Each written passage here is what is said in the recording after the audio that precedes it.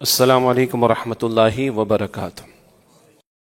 الحمد للہ نحمده ونستعینه ونستغفره ونؤمن به ونتوکل علیہ ونعوذ باللہ من شرور انفسنا ومن سیئات اعمالنا من یهده اللہ فلا مضل له ومن یضلل فلا هادی له واشهد ان لا الہ الا اللہ وحدہ لا شریک له واشهد ان محمدا عبدہ ورسولہ صلی اللہ علیہ وعلى آلہ واصحابہ وبارک وسلم تسلیما کثیرا فإن خیر الحدیث کتاب اللہ وخیر الہدی ہدی محمد صلی اللہ علیہ وسلم وشر الامور محدثاتها وکل محدثۃ بدعہ وکل بدعۃ ضلالہ وکل ضلالۃ فی النار او کما قال رسول اللہ صلی اللہ علیہ وآلہ وسلم اما بعد اعوذ باللہ من الشیطان الرجیم بسم اللہ الرحمن الرحیم والذین جاہدوا فینا لنہدینہم سبلنا وقال اللہ تبارک وتعالی ہن لباس لکم وانتم لباس لہن وقال اللہ تبارک وتعالی لقد کان لکم فی رسول اللہ اسوۃ حسنہ لمن کان یرجو اللہ والیوم الآخر وذکر اللہ کثیرا صدق اللہ العظیم۔ اللہم صلی علی محمد وعلی آل محمد وبارک وسلم۔ رب اشرح لی صدری ویسر لی امری واحلل عقدۃ من لسانی یفقہوا قولی واجعل لی وزیرا من اہلی آمین یا رب العالمین۔ آج کے نشست میں کچھ مختلف پہلوؤں کے حوالے سے کچھ باتوں کی یاد دہانی کرانا مقصود ہے۔ ہر بندہ اپنے لیے کوئی ویژن رکھتا ہے اور کوئی مقصد سامنے رکھتا ہے، اور اپنے سے بڑھ کر اپنی اولاد کے لیے اور اپنے گھر والوں کے لیے کچھ وہ گولز معین کرتا ہے، اور اس کے لیے پھر وہ محنت کرتا ہے، کوشش کرتا ہے۔ بہت سارے پہلوؤں پر کلام ہو سکتا ہے۔ ایک صاحب ان سے پوچھا گیا کہ گھر والوں کے لیے کیا سوچا ہے آپ نے؟ تو ہم سبھی سوچتے ہیں، چھوٹا گھر ہے تو بڑا ہونا چاہیے، کرائے کا ہے تو اپنا ہونا چاہیے، فلیٹ ہے تو بڑا فلیٹ ہو جائے، بڑا فلیٹ ہے تو بنگلو ہو جائے۔ جی، ہم نے اس طرح کے فیس والی اسکول میں پڑھا تو ہمارے بچے ذرا زیادہ فیس والی اسکول میں پڑھ لیں، ہم نے پیرے اسکولوں سے پڑھا تو ہمارے بچے ذرا اچھی انوائرمنٹ والے اسکولس میں پڑھ لیں، ہم نے فلاں لوکل بورڈ سے ایگزامز دیے تو ہمارے بچے ذرا انٹرنیشنل بورڈ سے ایگزامز دے دیں۔ پھر اس سے آگے اور بہت کچھ انسان سوچتا ہے۔ البتہ ایک صاحب سے پوچھا گیا تو انہوں نے کہا کہ گھر والوں کے لیے یہ سوچا ہے جو قرآن حکیم میں سورۃ الفجر کی آخری 4 آیتوں میں اللہ تعالیٰ نے ذکر فرمایا۔ سوچ کی بات ہے نا، ویژن کی بات ہے، نگاہ کی بات ہے، ترجیح کی بات ہے، پرائرٹی کی بات ہے۔ تو کیا لکھا ہے سورہ فجر کی آخری 4 آیتوں میں؟ تو فرمایا کہ یا ایتھا النفس المطمئنہ، اے اطمینان والی نفس، روح اور جان کا ترجمہ بھی کیا گیا، ارجعی الی ربک راضیۃ مرضیہ، تو لوٹا اپنے رب کی طرف تو اس سے راضی، وہ تو اس سے راضی، فادخلی فی عبادی، بس داخل ہو جا میرے بندوں میں، وادخلی جنتی، اور داخل ہو جا میری جنت میں۔ تو ان صاحب نے کہا کہ میں نے گھر والوں کے لیے یہ سوچا ہے، میں نے گھر والوں کے لیے یہ ٹارگٹ سیٹ کیا ہے کہ اللہ میرے لیے، میرے گھر والوں کے لیے کل یہ اعلان فرما دے کہ اے اطمینان والے نفس یا روح و جان، تو لوٹا اپنے رب کی طرف، وہ تجھ سے راضی، تو اس سے راضی، اور داخل ہو جا میرے بندوں میں، اور داخل ہو جا میری جنت میں۔ ہم تنہائی میں سوچیں کہ ہم میں سے کتنے لوگوں کا یہ ویژن ہے، ہم میں سے کتنے لوگوں کی یہ ترجیح اور پرائرٹی ہے، ہم میں سے کتنے لوگوں کو اس بات کی فکر ہے کہ ہم اور ہمارے گھر والے کل جنت میں ساتھ ہوں، اور ہم میں سے کتنے لوگوں کو فکر ہے کہ ہم جہنم سے بچا لیے جائیں اور ہمارے گھر والے بھی جہنم سے بچا لیے جائیں۔ جیسے کہ اللہ تعالیٰ یہ حکم بھی دیتا ہے سورہ تحریم کی آیت نمبر 6 میں کہ یا ایھا الذین آمنوا قوا انفسکم واہلیکم نارا، اے وہ لوگوں جو ایمان لائے ہو، اپنے آپ کو اور اپنے گھر والوں کو جہنم کی آگ سے بچاؤ۔ اس کو بھی تھوڑا دہرا لیں، قرآن حکیم میں کہیں نہیں لکھا کہ گھر والوں کے لیے گھر بناؤ، کہیں نہیں لکھا کہ ان کے لیے کپڑوں کا بندوبست کرو، کہیں نہیں لکھا کہ اگر بیمار ہو جائیں تو دوا کا بندوبست کرو، کہیں نہیں لکھا کہ سردی کا موسم آ جائے تو گرم کپڑے تیار کرو، کہیں نہیں لکھا۔ اس کی وجہ ہے یہ بتانے کی ضرورت ہی نہیں. چڑیا بھی اپنے بچوں کے لیے انتظام کرتی ہے, وہ بھی گھونسلہ بناتی. بلی بھی اپنے بچوں کو پال لیتی ہے, ان کے لیے کچھ نہ کچھ شروع کے دنوں میں اہتمام کر لیتی ہے. تو یہ وہ کام ہے کہ جس کے لیے کسی توجہ دلانے کی ضرورت نہیں. کبھی کسی عالم دین کو یا جمعے کے خطیب کو یا کسی صاحب علم کو, کسی اسکالر کو, کسی اوریٹر کو یہ ضرورت پیش نہیں آئے گی کہ وہ جمعے کے خطاب میں, پبلک اسپیچ میں کہہ کہ بھائی بچوں کے لیے گھر کا بندوبست کیجئے, بیمار ہو جائیں تو دوا کا بندوبست کیجئے, ہاں سردی آ جائے تو گرم کپڑوں کا بندوبست کیجئے, میٹرک ہو گیا تو انٹرمیڈیٹ کی فکر کیجئے, گریجویشن ہو گیا تو ماسٹرز کی فکر کیجئے. کبھی ضرورت پیش آئی اس کی؟ سبھی کر رہے ہیں, مسلم بھی کر رہا ہے, کافر بھی کر رہا ہے. تو اس کی توجہ دلانے کی کوئی ضرورت نہیں, سبھی کر رہے ہیں. جو سب بھلائے بیٹھے ہیں یا اکثر بھلائے بیٹھے ہیں یا فراموش کیے بیٹھے ہیں, اس کی توجہ قرآن کریم دلاتا ہے کہ اپنے آپ کو اور اپنے گھر والوں کو جہنم کی آگ سے بچاؤ. بہت سادہ سے اسباق ہیں لیکن یہ زندگی بھر کے اسباق ہیں. ہم تنہائی میں سوچیں, ہمیں اپنی ذات اور اپنے گھر والوں کی فکر ہے کہ ہم جہنم سے بچا لیے جائیں, اور ہمیں اپنی اور اپنے گھر والوں کی فکر ہے کہ ہم جنت میں جمع کر دیے جائیں. اس بارے میں ہم کتنے سنجیدہ ہیں, اس بات کو اس بات سے بھی ہم سوچ لیں کہ ہم پچھلے 24 گھنٹوں میں ہم نے کتنی مرتبہ شعوری طور پر اللہ تعالیٰ سے جنت کا سوال کیا ہے اپنے لیے اور اپنے پیاروں کے لیے. پچھلے 24 گھنٹوں میں ہم نے اللہ تعالیٰ سے شعوری طور پر کانشیسلی اپنے لیے اور اپنے بیلوڈ ونس کے لیے, اپنے پیاروں کے لیے کتنی مرتبہ جنت کا سوال کیا ہے شعوری طور پر, اور کتنی مرتبہ ہم نے اپنے لیے اور اپنے گھر والوں کے لیے جہنم کی آگ سے بچا لیے جانے کی دعا کی ہے. اس سے پتہ چل جائے گا کہ ہم لوگ جنت اور جہنم کے بارے میں سیریس ہیں یا نہیں ہیں. دنیا ایک حقیقت ہے, اصل حقیقت نہیں. دنیا ہے, نظر آ رہی ہے, مگر اصل اس کے پیچھے ہے. اور آپ کا میرا ڈیسٹینیشن بہرحال وہ آخرت کے اعتبار سے. تو یہ پہلی یاد دہانی ہے. اور قرآن کریم کا ہر صفحہ کسی نہ کسی انداز میں آخرت کا تذکرہ لیے ہوئے ہے, جنت کا بیان اس میں ہے یا جہنم کا بیان اس میں ہے, جنت کی نعمتوں کا تذکرہ, جہنم کے عذابوں کا تذکرہ, کسی نہ کسی اعتبار سے ہر صفحے پر قرآن حکیم میں بات ہمیں نظر آئے گی. تو یہ پہلی بات یاد دہانے کی. سوچنے والے نے یہ بھی سوچا کہ کل اللہ میرے لیے میرے گھر والوں کے لیے اعلان کر دے کہ داخل ہو جاؤ میرے بندوں میں اور داخل ہو جاؤ میری جنت میں. کل اللہ مجھے اور میرے گھرانے کو جہنم سے بچا لے اور اللہ مجھے اور میرے گھر والوں کو جو ہے وہ جنت میں داخل کر دے. اللہ تعالیٰ یہ فکر مجھے اور آپ کو بھی عطا فرمائے. اللہ مجھے اور آپ کو یقین عطا کرے. میں نے عرض کیا کہ 24 گھنٹے پچھلے جو گزرے اس میں ہم چیک کر لیں تو ہمیں اندازہ ہو جائے گا کہ ہم کتنے سیریس ہیں جہنم سے بچنے اور اپنے گھر والوں کو بچانے کے بارے میں, اور کتنے سیریس ہیں جنت میں داخلے اور اپنے گھر والوں کو جنت میں ساتھ لے جانے کے اعتبار سے. اللہ تعالیٰ ہمیں جہنم سے محفوظ رکھے اور اللہ تعالیٰ ہمیں جنت الفردوس عطا فرمائے.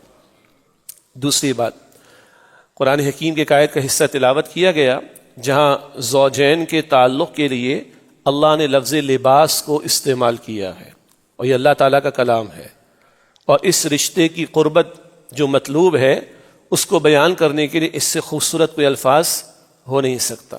سورۃ البقرہ ہے, اللہ تعالیٰ ارشاد فرماتے 23ویں رکوع میں جہاں ماہ رمضان مبارک کا ذکر آتا ہے, اس کے کچھ مسائل کے بیان کے دوران میں اللہ تعالیٰ نے ارشاد فرمایا ہن لباس لکم وانتم لباس لہن. البقرہ کی آیت 187 ہے. وہ بیویاں تم شوہروں کے لیے لباس اور تم شوہر ان بیویوں کے لیے لباس ہو. لباس ہم سب نے پہنا ہوا ہے جی. کیا ہے اس لباس میں؟ میرے اور آپ کے وجود سے قریب ترین شے یہ لباس, بالکل قریب ترین جسم سے لگی ہوئی شے وہ لباس. یہ قرب ہے جو اللہ شوہر اور بیوی میں دیکھنا چاہتا ہے. لباس کیا ہے؟ لباس سکون کا باعث بنتا ہے, راحت کا باعث بنتا ہے. سردی آ گئی تو گرم کپڑے پہن لیے, گرمی آ گئی تو ہلکے کپڑے پہن لیے. بہرحال تو یہ جسم کو راحت فراہم کرتا ہے. یہ زینت کا اظہار بھی ہے, اس لباس سے زینت کا اظہار بھی ہوتا ہے. البتہ زینت وہ جو شریعت کی تعلیم کے دائرے میں ہو, بس یہ ذہن میں رہے, تفصیل میں نہیں جا رہے. اسی طرح یہی لباس جو راحت کا باعث ہے اور زینت کے اظہار کا ذریعہ ہے, یہ لباس عیوب کو بھی چھپاتا ہے. بندے کے ہاتھ پر کٹ لگ گیا ہے, آستین پر کپڑا ڈھکا ہوا ہے, آستین ڈھکی ہوئی ہے ہاتھ پر, وہ کٹ چھپ جاتا ہے. تو ہمارے جو عیوب ہیں یہ لباس ان کو پوشیدہ بھی رکھتا ہے. تو شوہر اور بیوی ایک دوسرے کے لیے قرب کا باعث بنے، راحت کا باعث بنے، سکون کا باعث بنے، اور ایک دوسرے کے عیوب کو پوشیدہ رکھنے اور چھپانے کا باعث بنے۔ اس میں بہت ساری تفصیلات ہیں۔ زوجین کے اپنے انفرادی ذاتی پرائیویسی کے معاملات کو بیان کرنا انتہائی ناپسندیدہ اور منع کیا گیا اس سے۔ زوجین کے، شوہر بیوی کے آپس کے انفرادی پرائیویسی کے معاملات و تعلقات کو نشر کرنا، بیان کرنا شدت سے منع کیا گیا۔ اور نشر کرنے سے فوراً یاد آیا، کیا کہتے ہیں، وی لاگ کہتے ہیں اور فیملی وی لاگس کہتے ہیں، اور آج کہاں تک غیرت کا جنازہ نکل چکا ہے۔ پورے خاندان کی پکچرز شیئر ہو رہی، پورے خاندان کی ویڈیوز شیئر ہو رہی، پورے خاندان کے معاملات شیئر ہو رہے، پورے خاندان کی پرائیویسی کی باتیں شیئر ہو رہی۔ غیرت نام تھا جس کا، گئی تیمور کے گھر سے، انا للہ و انا الیہ راجعون۔ پھر یہ عیوب کو چھپانے کا باعث بھی ہے۔ تو ایک عیب ہوتا ہے جو جسم پر نظر آتا ہے، ہاتھ پہ کوئی کٹ لگا ہوا ہے، کوئی زخم ہے، کوئی دھبا ہے، کوئی نشان ہے۔ ایک عیب ہوتا ہے باطن کا، وہ عیب جو روح پر لگ جاتا ہے گناہ کی وجہ سے، بے حیائی کے کاموں کی وجہ سے، زنا کے راستوں کی وجہ سے۔ تو یہ رشتہ ان راستوں سے بھی بچانے کا باعث بنتا ہے، جیسے کہ اللہ کے رسول صلی اللہ علیہ وسلم نے فرمایا ہے نا کہ یہ نکاح جو ہے نگاہوں کو نیچے رکھتا ہے اور شرمگاہ کی حفاظت کرتا ہے۔ البتہ آج اس رشتے میں بہت دخل اندازیاں ہو گئیں۔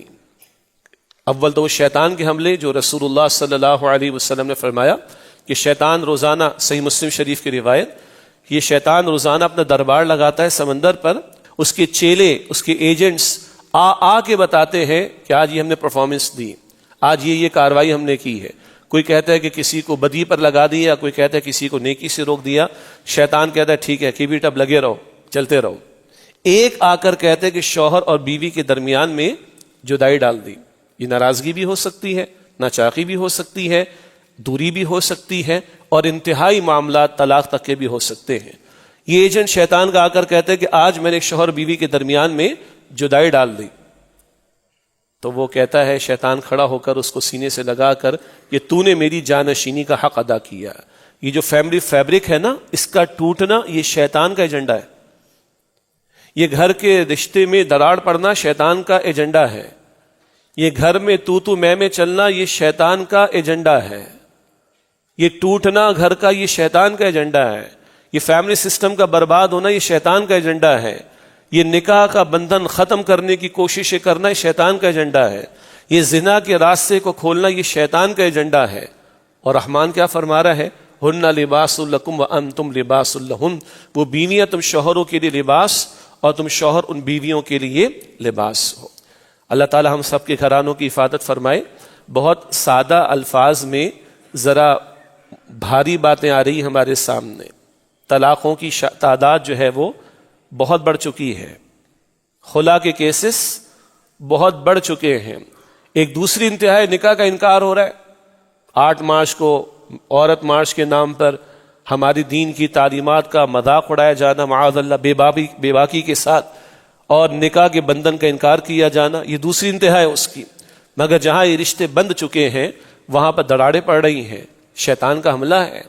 اللہ تعالی ہم سب کے گھرانوں کی حفاظت فرمائے، اور اس قرب کو جو اللہ چاہتا ہے، ہن لباس لکم وانتم لباس لہن، وہ بیویاں تم شوہروں کے لیے لباس اور تم شوہر ان بیویوں کے لیے لباس ہو۔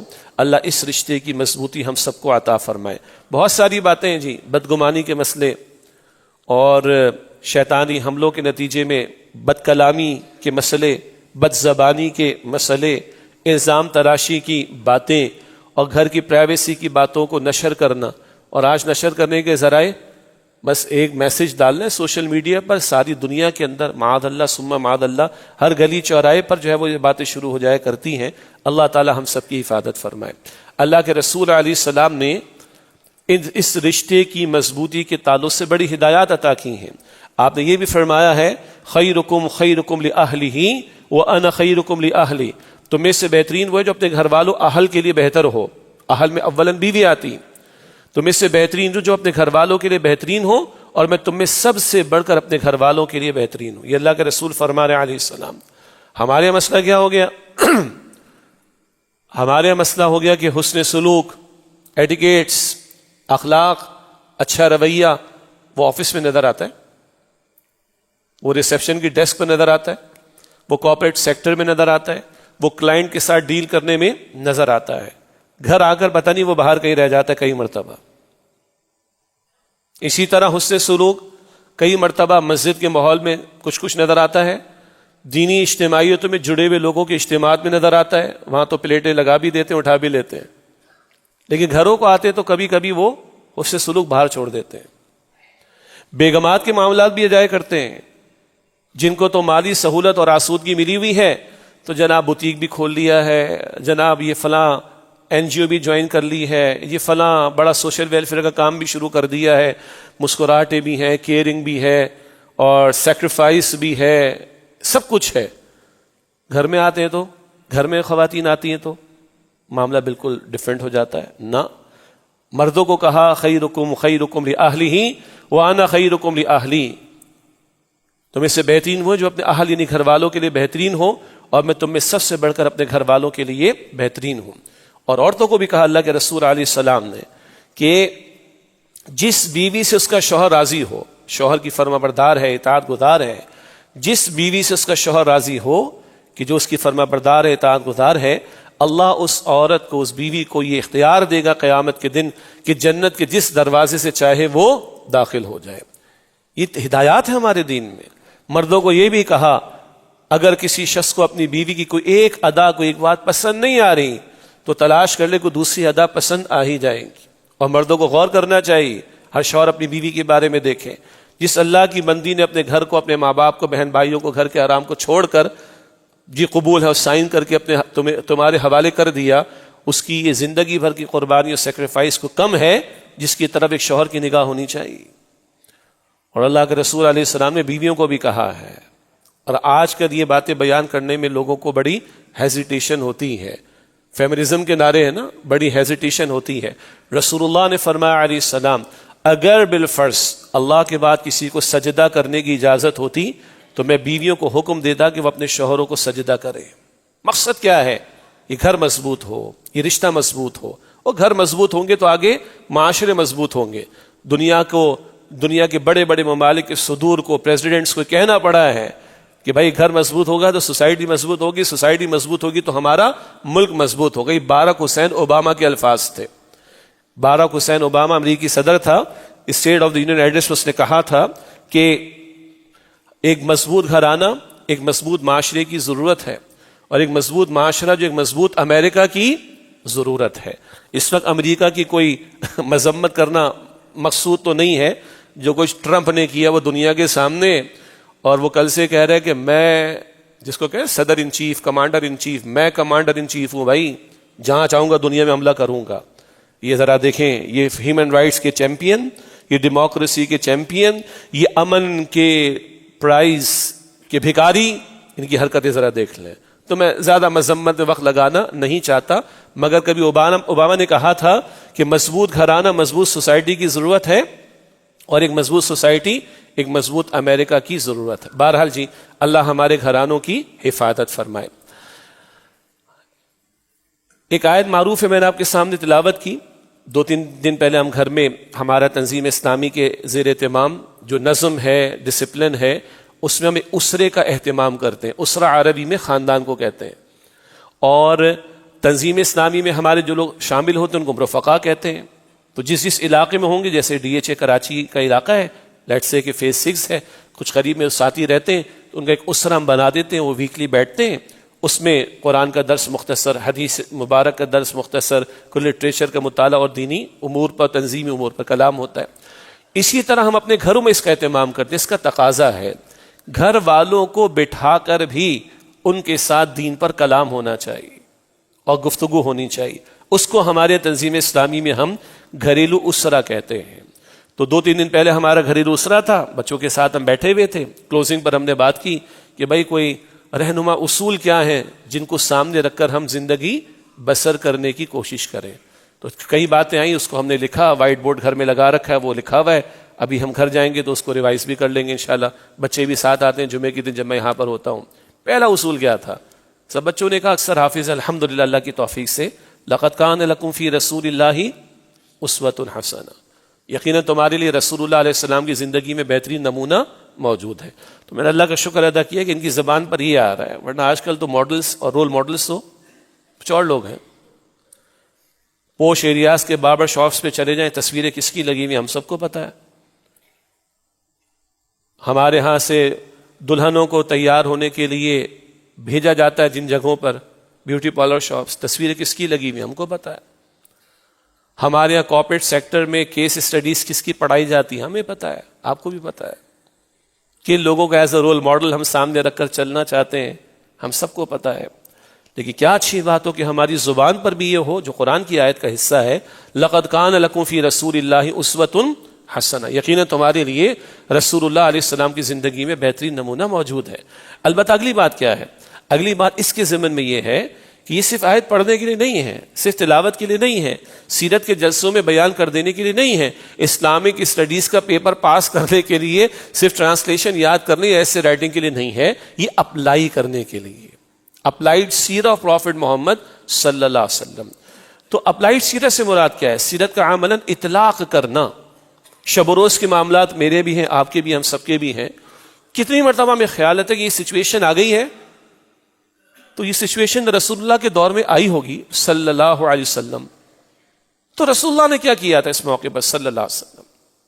یہ ایسا معاملہ ہمارے یہاں کے تو رسول اللہ کے دور میں اگر آیا ہوگا، فیملی والے تھے، کئی نکاح تھے حضور کے، بیٹیاں تھیں آپ کی، نواسے تھے آپ کے، صحابہ ہیں، صحابیات ہیں، پورے خاندان ہیں. ہم سب گزرتے ہیں بہت سارے معاملات سے، تو رسول اللہ بھی گزرے صلی اللہ علیہ وسلم. تو کیا اچھا ہو ہم یہ طے کر لیں کہ جب معاملات ہمارے سامنے آئے تو 1 منٹ رک کر سوچ لیں اور چند منٹس لگا کر معلوم کر لیں اس موقع پر رسول اللہ کیا کرتے تھے صلی اللہ علیہ وسلم. شادی کا موقع آ جائے تو تلاش کرنا چاہیے کہ رسول اللہ کیا کرتے تھے صلی اللہ علیہ وسلم. نہیں دیکھا جاتا، بہت کم دیکھا جاتا ہے. میت کا موقع آ جائے تو رسول اللہ کے گھر میں بھی تو میت ہوئی ہے، کیا کیا تھا اللہ کے رسول نے علیہ السلام. اچھا جی، آج کل بڑی فرسٹریشن ہے، بڑی ٹینشن ہے، بڑے غم ہیں، بڑی فکریں، ٹینشن ہے، بہت ہے جی. تو کوئی فکر اللہ کے رسول کو بھی تھی؟ کوئی غم اللہ کے رسول کے گھر والوں کا بھی تھا؟ اور میں یہی مثال دینے کے لیے ساری تمہید میں نے باندھی. آج بڑی فکریں ہماری، بڑے غم ہیں ہمارے، بڑی پریشانی ہے ہماری، اور ہیں، اس پر کلام ہوتا اور ہوتا رہے گا انشاءاللہ تعالی. ظلم کا نظام ہو تو ایک عظیم اکثریت انسانی سطح پر زندگی بسر نہیں کر سکتی، اور چند جابروں کے ہاتھ میں اختیار اور اقتدار اور دولت کے ڈھیر ہوں تو دوسری طرف خودکشیاں ہوں تو یہ گھرانے انسانی سطح پر زندگی بسر کرنے کے قابل نہیں رہتے. یہ ہم بات کرتے ہیں، ظلم کے خلاف بات کرنا، عدل کے نفاذ کی بات کرنا، یہ باتیں مستقل ہم کرتے ہیں، ذہن میں رہے. البتہ بہرحال فکریں ہیں، پریشانیاں ہیں، غم ہیں. آئیے دیکھیں رسول اللہ کا غم کیا ہوتا تھا صلی اللہ علیہ وسلم. اللہ کے رسول فرماتے کبھی علیہ السلام، بخاری شریف کی حدیث ہے، لوگوں تمہارا حال ہے کہ تم جہنم کی طرف گرا چاہتے ہو، جہنم میں گرا چاہتے ہو، تمہارے کرتوت ایسے ہو رہے ہیں اور میں تمہیں کمر سے پکڑ کر کھینچ کر بچانے کی کوشش کر رہا ہوں. یہ اللہ کے رسول کی فکر تھی صلی اللہ علیہ وسلم. کبھی ہمارے ہاں راتیں جاگنے میں گزرتی ہیں اور کبھی سونے میں گزر جاتی ہیں. رسول اللہ کی راتیں تو اللہ کے حضور بسر ہوتی تھیں اور وہ اللہ کے ساتھ لو لگاتے تھے اور اللہ کے سامنے روتے بھی تھے اور اس امت کی فکر میں بھی روتے تھے.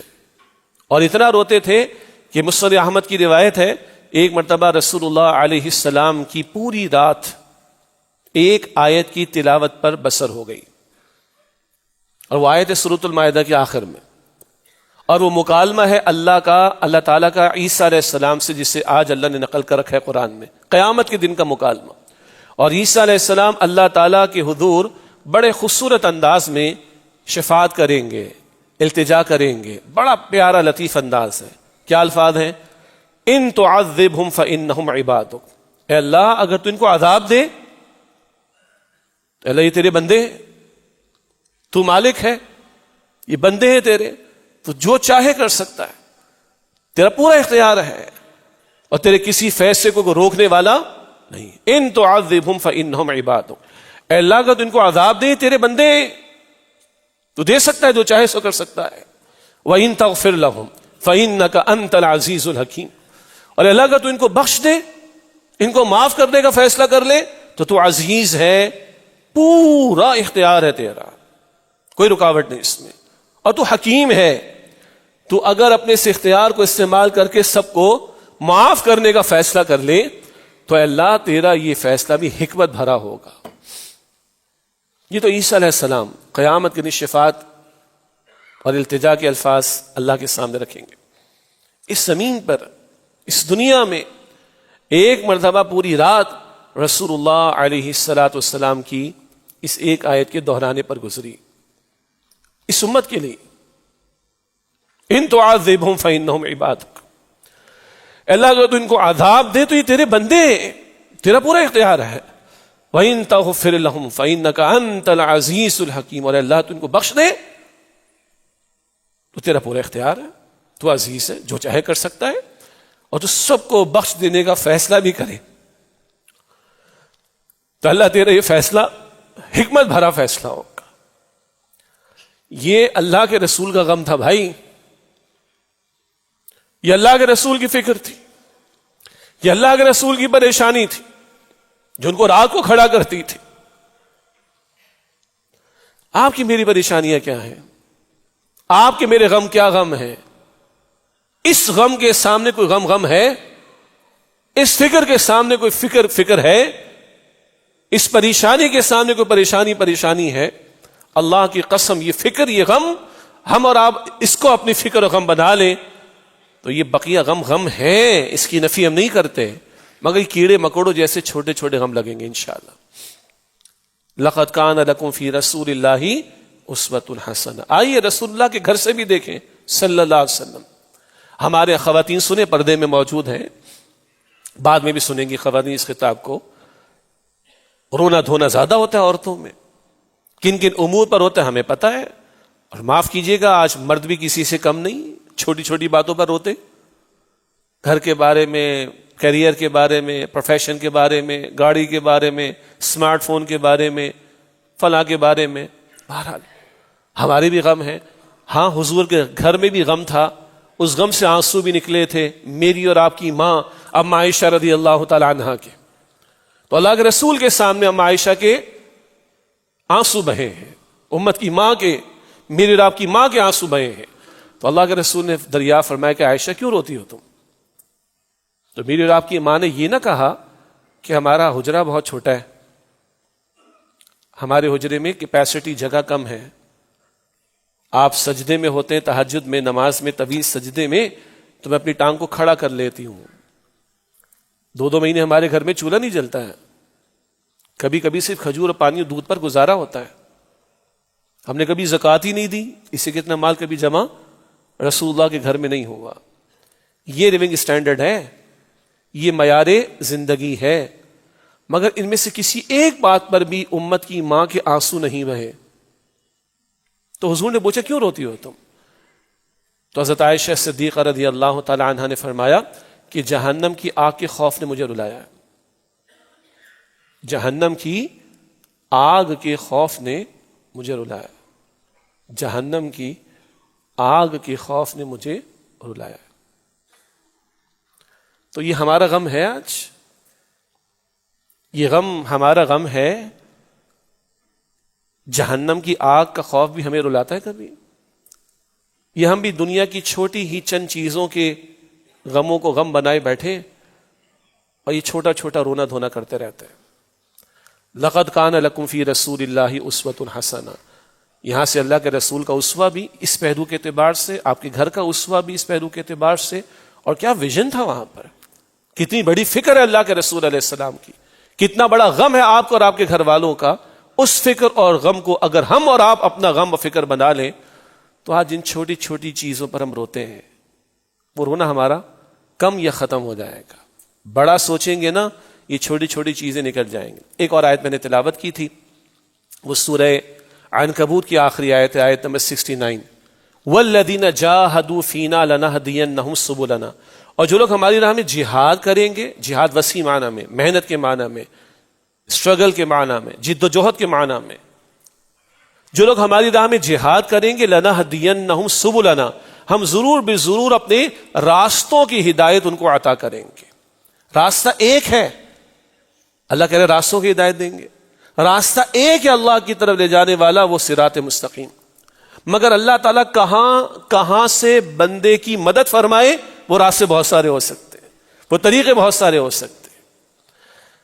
اس وقت کچھ حضرات کے چہروں کو دیکھ کر کچھ مجھے اندازہ ہو رہا ہے کہ اس محفل کا، یہ قرآن کے اور حدیث کے اور دین کے بیان کا اثر ہوتا ہے، کوئی امنگ پیدا ہوتی ہے۔ مگر کئی مرتبہ ہم دیکھتے ہیں کہ بڑی رکاوٹیں نظر آتی ہیں، بڑی مشکل نظر آتی ہیں۔ آئندہ بات آتی رہے گی، جناب رمضان مبارک ہے، رمضان مبارک میں آؤ، قرآن کی طرف آؤ۔ ہاں، ڈاکٹر اسرار صاحب رحمۃ اللہ علیہ نے قرآن حکیم کو ترجمے تشریح کے ساتھ ویسے بھی بیان کیا، ماہ رمضان میں بیان کیا، اور رمضان ہے ہی قرآن کے نزول کا مہینہ، اس کی راتوں کو پروڈکٹیو بنایا، تراویح کے موقع کو بڑا پروڈکٹیو بنایا۔ وہ جی بڑا ٹائم لگتا ہے، بڑا مشکل لگتا ہے، ہاؤ از اٹ پاسبل؟ آؤ تو صحیح، اللہ راستے کھول دے گا۔ اور ہزاروں لوگ سنتے ہیں ماشاءاللہ، رات کو 2-2 3-3 بجے تک گھروں کو جاتے ہیں، الحمدللہ۔ آئندہ دنوں میں ذکر آئے گا، بڑا مشکل لگتا ہے۔ ڈاکٹر اسرار صاحب رحمۃ اللہ علیہ نے رجوع القرآن کورس کا آغاز کیا۔ بھائی دنیا پڑھی، دنیا ایکسپلور کر لی، دنیا کے علوم حاصل کر لیے۔ What about the book of Allah سبحانہ و تعالی؟ What about the book of guidance? Allah کے کلام کی الف بے نہیں آتی؟ ایدی ہوم میں کبھی ہمارا جانا رہا کچھ پروگرامز کے حوالے سے، وہاں بچے ہمیں کہتے ہیں سر وہ انکل کو بھیج دیں جن انکل کو سورۃ الاخلاص کی تلاوت نہیں آتی، ہم ان کو پورا قرآن پڑھا دیں گے یا اما پارا پڑھا دیں گے، تجوید کے ساتھ پڑھا دیں گے۔ ایدی ہوم میں وہ بچے جو شیلٹر ہوم میں رہ رہے ہیں، وہ بچے کہہ رہے ہیں کہ انکل کو بھیج دیں، سورۃ الاخلاص ان کو کیا پورا اما پارا پڑھا دیں گے۔ اور کیبنٹ میں بیٹھے ہوئے لوگوں، پارلیمنٹ میں بیٹھے ہوئے لوگوں سورہ اخلاص کی تلاوت کرنا نہ آتی ہو، it's a big question mark. تو ڈاکٹر صاحب رحمۃ اللہ علیہ نے، ڈاکٹر اسرار صاحب رحمۃ اللہ علیہ نے رجوع القرآن کورسز کا آغاز کیا۔ ہر سال رمضان کے بعد ہم شروع کرتے، ماہ شعبان میں عام طور پر اس کی تکمیل ہوتی۔ بہت مشکل لگتا ہے بھائی، لیکن آج صبح یہاں پر قرآن اکیڈمی میں ایک سیشن میں نے بھی کیا، کوئی سوال و جواب کا، اور یہی بات ہم نے رکھی بھائی جب شروع کیا تھا کتنا پہاڑ لگ رہا تھا، 10 مہینے صبح 8:45 بجے سے دوپہر 1 بجے تک بیٹھنا کوئی آسان کام ہے، لیکن الحمدللہ رب العالمین ہو گیا کام اللہ کی توفیق سے۔ اسی طرح بہت ساری باتیں ہیں۔ آج ہماری بہت ساری اس قوم کی بیٹیاں ہیں جو حجاب کرنا چاہتی ہیں، جو پردہ کرنا چاہتی ہیں، جو فاطمہ الزہرا رضی اللہ تعالی عنہا کی چادر اختیار کرنا چاہتی ہیں، مگر معاشرہ پیچھے پڑا ہوا ہے، پیئر پریشر بہت زیادہ ہے، سوشل پریشر بہت زیادہ ہے، لیکن نہیں، والذین جاہدوا فینا لنہدینہم سبلنا، ہماری راہ میں جو جہاد کریں گے، محنت کریں گے، کوشش کریں گے، اسٹرگل کریں گے، اپنے آپ کو کھپائیں گے، ہم اپنے راستوں کی ہدایت ان کو عطا کر دیں گے۔ اور الحمدللہ اس دور میں اب 2026 عیسوی کا آغاز ہو گیا ہے، اس دور میں، اس معاشرے میں آج بھی وہ اللہ کی بندی ہیں جن کو اللہ نے توفیق عطا فرمائی۔ اور بھائی ان لوگوں کے لیے کل حجت بن جائیں گی کہ جو یہ کہیں جی بڑا مشکل معاملہ، آؤ تو صحیح، اٹھبان کمر کیا ڈرتا ہے، پھر دیکھ خدا کیا کرتا ہے، آگے تو بڑھو۔ حدیث قدسی ہے بخاری شریف میں، اللہ کے رسول علیہ السلام نقل کر رہے ہیں، اللہ تعالیٰ فرما رہا ہے، اللہ تعالیٰ فرما رہا ہے میرا بندہ مجھے دل میں یاد کرتا ہے، میں بھی اسے دل میں یاد کرتا ہوں۔ میرا بندہ کسی محفل میں مجھے یاد کرتا ہے، مجھ سے بہتر محفل فرشتوں کے سامنے اس کا ذکر کرتا ہوں، اس کو یاد کرتا ہوں۔ میرا بندہ ایک بالشت میری طرف آئے، میں ایک ہاتھ بھر اس کی طرف آتا ہوں۔ میرا بندہ ایک ہاتھ بھر میری طرف آئے، میں 2 ہاتھ بھر اس کی طرف آتا ہوں۔ اور میرا بندہ چل کر میری طرف آئے، میں دوڑ کر اس کی طرف آتا ہوں۔ اسٹیپ پہلا بندے نے لینا ہے، جیسے وہ چھوٹا بچہ جو گھٹنوں گھٹنوں چلتا ہے، جس دن وہ ایک کرسی یا ٹیبل پکڑ کے کھڑا ہونا چاہتا ہے تو باپ کو میسج مل جاتا ہے کہ یہ چلنا چاہتا ہے، باپ انگلی پکڑ کے اس کو چلاتا ہے، وہ گرنے لگتا ہے، باپ سنبھال لیتا ہے، یس اور نو؟ شو بچے نے کیا ہے، میں چلنا چاہتا ہوں، باپ انگلی پکڑ کے چلا دیتا ہے۔ تم شو تو کرو، تم چل کر آؤ گے، اللہ دوڑ کر تمہاری طرف آئے گا۔ اور جی فجر کی نماز بڑی مشکل ہو گئی 4 وقت کی نمازیوں کے لیے، کیوں مشکل ہو گئی؟ اب بھی اس معاشرے میں، اس غیر گزرے دور میں، پرفتن دور میں ہزاروں لوگ فجر کی نماز با جماعت ادا کرتے، الحمدللہ، کوئی مشکل بات نہیں۔ لوگ تہجد ادا کر رہے ہیں، فجر کا کیا مشکل کا معاملہ ہو گیا؟ کوشش تو کرو، محنت تو کرو۔ جی سود کے بغیر گزارا نہیں، کیوں گزارا نہیں؟ کتنے لوگوں کو ہم پرسنلی جانتے، بڑے بڑے بزنسز سے ان کے سمجھ آ گئی کہ سود اللہ اس کے رسول سے جنگ کے مترادف ہے، جنگ کا اعلان اللہ اس کے رسول کی طرف سے، بند کیا انہوں نے, اللہ نے برکت دی ان کو. تھوڑی سی آزمائش آتی ہے, اللہ بھی چیک کرتا ہے, بھائی تو چلنا چاہتا ہے سوچ سمجھ کے چل. جب چل پڑے بندہ تو پھر اللہ اور آگے چلاتا ہے. سبحان اللہ. سورہ محمد میں آیت نمبر 17 صلی اللہ علیہ وسلم, والذین اہتدوا زادہم ھدی وآتاہم تقواہم, جن لوگوں نے ہدایت اختیار کی اللہ نے ان کی ہدایت کو بڑھا دیا اور ان کا تقوی ان کو عطا فرمایا. آؤ تو صحیح, شو تو کرو اپنے آپ کو, چلنے کی کوشش تو کرو. اس طرح بہت ساری باتوں کو سمجھ لیں, خواہ وہ فرض و واجب کے ادا کرنے, خیر کے معاملات میں آگے بڑھنے کی بات ہو, یا گناہوں اور نافرمانیوں کے کاموں کو چھوڑنے کی بات ہو. ہم کمزور ہیں, اللہ تھوڑے ہی کمزور ہے. مشکلات میرے اور آپ کے لیے مشکلات ہیں, اللہ کے لیے تھوڑے کو مشکل ہے. ہاں, رکاوٹ ہے میرے اور آپ کے لیے رکاوٹ ہے, اللہ کے لیے تھوڑے کو رکاوٹ ہے. آؤ تو صحیح. والذین جاہدوا فینا لنہدینہم سبلنا, اور جو ہماری راہ میں جہاد کریں گے, محنت کریں گے, اسٹرگل کریں گے, جد و جہد کریں گے, ہم اپنے راستوں کی ہدایت ان کو عطا فرما دیں گے. یہ چند باتیں بس دل میں تھیں کہ آج کچھ مختلف پہلوؤں پر کلام ہو. تو ہمارے سامنے بات آئی اپنے بارے میں, اپنے گھر والوں کے بارے میں. کیا سوچا ہوا ہے ہم نے, جنت میں جانا ہے کہ نہیں جانا ہے, اور جہنم سے بچانے کی فکر کوشش کرنی ہے یا نہیں کرنی, اس پہ غور کرنا ہے ہمیں. لباس کا لفظ آیا, کیا آج ہمارے گھرانے مضبوط ہو رہے ہیں یا خدا نہ خاصہ شیطانی ایجنڈے پر چل کر کمزور ہو رہے ہیں؟ اللہ حفاظت فرمائے. اگر کچھ کمزوری اس کا ازالہ کرنا چاہیے. وہ نوک جھونک ہو جائے, بھائی کس گھر میں نہیں ہوتی. بڑا اصول کیا ہے, اللہ نے لباس قرار دی, اللہ اس گھر کو مضبوط دیکھنا چاہتا ہے. ہاں, اس بڑے مقصد کو سامنے رکھ کر جڑنے کی بات ہو. پھر زندگی گزارنی ہے, سب سے بہترین زندگی رسول اللہ کی ہے صلی اللہ علیہ وسلم. معمول بنائی, یہ سچویشن آئی, رسول اللہ نے کیا کیا تھا علیہ السلام, معلوم تو کرے نا. ایسا معاملہ ہے, اللہ کے رسول کے گھر میں کیا ہوا تھا. جب یہ عادت بنے گی تو بڑا خوبصورت لفظ ہے, نبوی مزاج ہمارے معاشروں میں آئے گا. بہت پیارا لفظ ہے. اور نبوی مزاج جب معاشرے میں آئے گا تو برکتیں اور رحمتیں بھی اس کے ساتھ آئیں گی. اللہ تعالیٰ ہمیں توفیق دے. اور آخری بات یہ تھی کہ اللہ بہت بڑا ہے, اللہ علی کل شیء قدیر ہے, اللہ کے خزانوں میں کوئی کمی نہیں ہے. تم طلب تو پیدا کرو, تم گناہ سے بچنا چاہتے ہو, اللہ بہت بڑا, اللہ بچا دے گا. تم خیر میں نیکی میں آگے بڑھنا چاہتے ہو, اللہ آگے بڑھا دے گا. اور وہ بات بھی کہ ہمارا غم وہ غم بن جائے جو اللہ کے رسول اور آپ کے گھر والوں کا غم تھا. حالات حاضرہ میں تو مستقل بہت ساری باتیں ہیں, کس کس بات کو ہم لے کر چلیں گے. اللہ امت مسلمہ کے حال پر رحم فرمائے, اللہ ہمارے حال پر رحم فرمائے. پاکستان ہے, پڑوس میں افغانستان ہے, بڑی اشتعال انگیز زبان بھی ہے, بڑے مسائل بھی ہیں. ہم اصولی بات کرتے ہیں, بھائی ادھر بھی مسلمان ہے ادھر بھی مسلمان ہے, اور خدا کا خوف کرو بھائی. ہم بھی اسلام کا دعویٰ کرتے ہیں, وہ بھی اسلام کا دعویٰ کرتے ہیں. تو اسلامی برادری کا رشتہ, ہمسائیگی کا رشتہ, یہ مضبوط رشتہ ہونا چاہیے. اور ہم تو مستقبل کی بات کرتے ہیں, جب اللہ کا دین پوری زمین پر غالب ہونا ہے تو اس علاقے سے, خراسان کے علاقے سے جانا ہے فوجوں نے جناب مہدی کی نصرت کے لیے. تو یہاں کچھ ہوگا تو کل جناب مہدی کی نصرت کے لیے بھی فوجوں نے جانا ہے نا. اور کیا دین دشمن, اسلام دشمن قوتیں کبھی چاہیں گی کہ یہاں پہ اسٹیبلٹی ہو؟ بار بار ہم نے کہا, ابلیسی اتحاد ثلاثہ, اسرائیل ہے, امریکہ ہے, بھارت ہے, یہ تو کبھی نہیں چاہیں گے مسلمانوں میں اسٹیبلٹی ہو. غلطیاں دونوں طرف جو بھی ہیں ان کا ازالہ ہونا چاہیے. اشتعال انگیز زبان نہ ادھر ہو نہ ادھر ہو, اور دین دشمن عناصر ہیں, ان سے نمٹا تبھی جائے گا جب ہم مل کر کچھ کام کریں گے. سعودیہ نے کوشش کی, قطر نے کوشش کی, اب ترکیہ والے بھی کہہ رہے ہیں بھائی تم تو باز ہی نہیں آ رہے, ہم تو باز آئے اب صلح کرانے سے, تو اب بچا کون؟ ہم کہہ رہے ہیں آپس میں بیٹھ کے بات کرنا پڑے گی اس بڑے مقصد کو سامنے رکھتے ہوئے. ہاں, جو اسلام دشمن ہے, دین دشمن ہے, دہشت گردی جو بھی کر رہا ہے, معصوموں کو جو شہید کر رہا ہے یا مار رہا ہے, ہم اس کے خلاف ہیں. اور بے گناہوں کو مارنا کوئی اس کی گنجائش قطعاً نہیں بنتی. لیکن جو اسلام دشمن عناصر نے یہاں پر انویسٹمنٹ کی ہے, اور جس طرح وہ چاہتے ہیں کہ یہاں پہ اسٹیبلٹی کبھی بھی نہ آئے, اس سارے پہلو کو اور مستقبل کے سینیریو کو سامنے رکھ کر ہماری تو یہی گزارش ہے, کہیں سے اشتعال انگیزی کی بات نہ ہو. اور افغانستان کی حکومت کو بھی چاہیے کہ دوحہ مذاکرات اور دیگر اس فورمز پر انہوں نے تسلیم کیا ہے کہ ہماری سرزمین دہشت گردی کے لیے کسی ملک کے خلاف استعمال نہیں ہوگی, تو انشور کرنا چاہیے. اور اگر وہ اس کیپیسٹی میں نہیں ہے تو مل کر پھر اس کو انشور کرنا چاہیے.